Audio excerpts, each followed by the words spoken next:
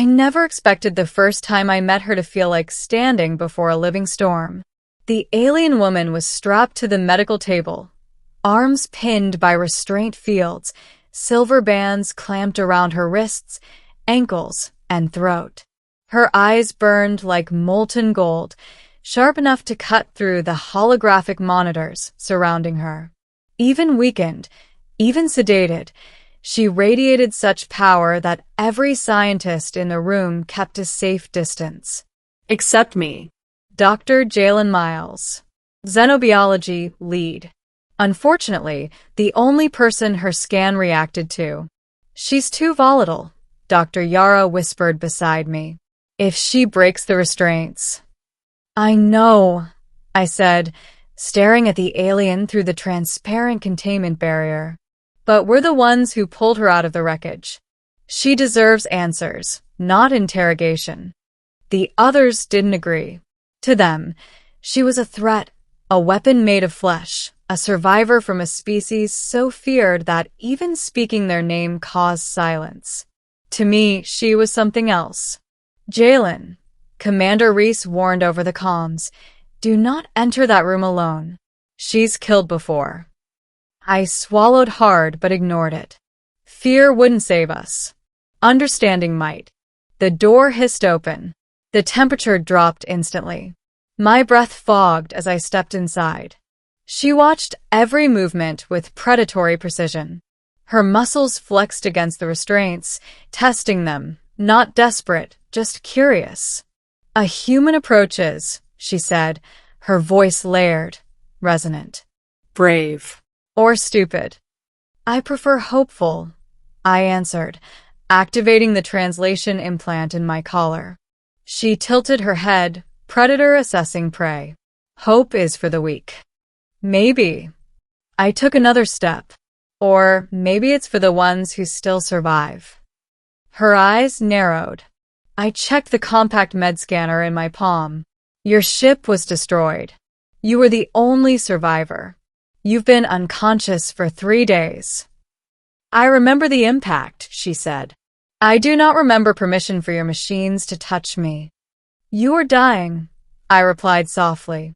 We saved you. She went silent. Not angry. Not grateful.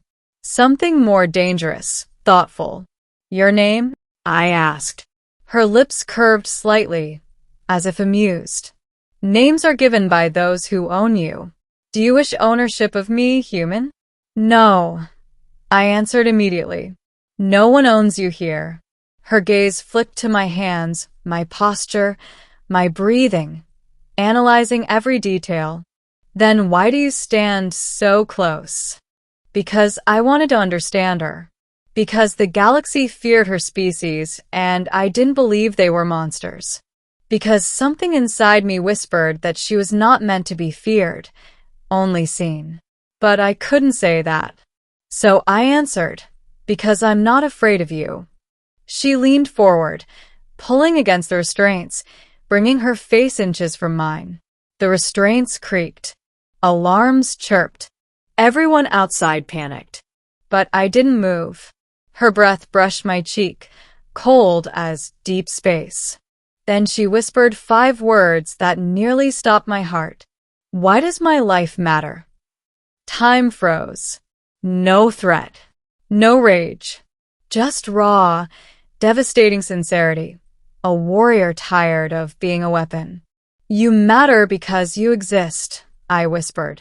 Because someone cared enough to build you, raise you, teach you. Because even if the galaxy fears you, that fear isn't the truth about you. Her eyes trembled, a crack in armor forged by war. No one has ever said that to me. Her voice shook. To my people, I was born for battle. I lived to kill. Every life I took was a measure of my value. She bowed her head. Without war, without blood, what am I worth? I wanted to reach out, but the restraints field shimmered like warning lightning.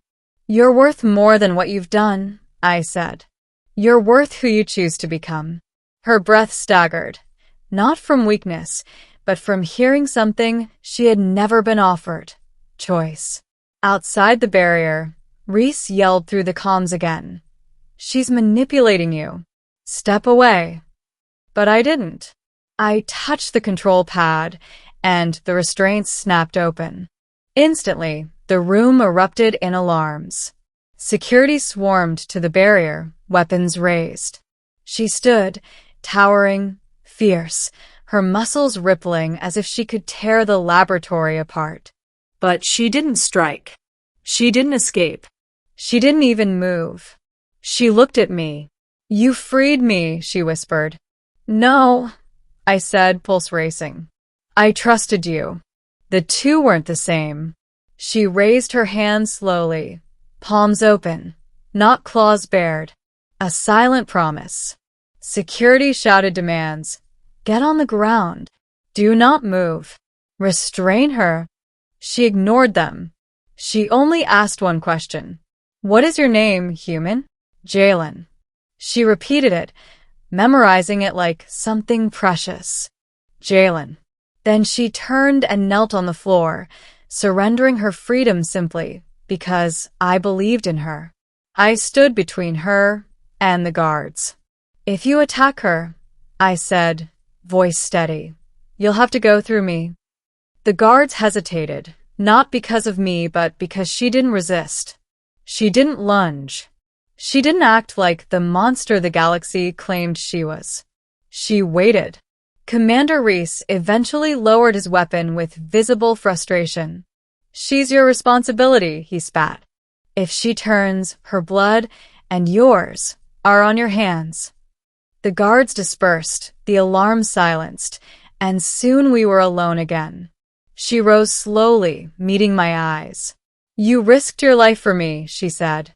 I believed you were more than what they said you were. Her expression softened, only slightly, but enough to shift the air.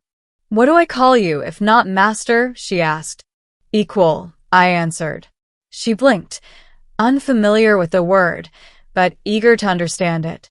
Then, gently, she touched my hand, her skin cold like starlight, but her touch careful, curious, almost reverent.